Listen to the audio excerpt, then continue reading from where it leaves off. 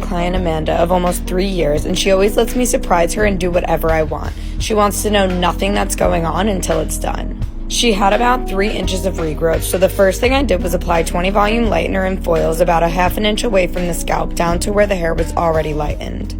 I let it sit in foils so that it can create warmth and process more evenly, and then once that's ready, I apply lightener onto the roots as well. I then used Kenra's color remover on the mid-shaft of her hair where the previous color was still pigmented and let that process for about 20 minutes. While she was sitting, I mixed up all the different blue tones I wanted to use and then covered them all up with foils so that she couldn't see what color scheme that we were going to be working with. I pre-toned her hair with Smoky Silver Express Toner from Pravana to kick the warmth as much as possible, and we were left with a pretty even lift besides the little pink bands.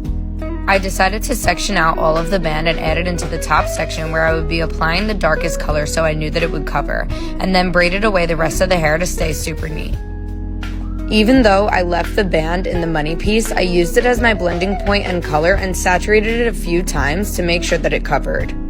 I then applied all the different blue tones underneath in the same sequence going back on both sides, and she was so obsessed and surprised with the outcome.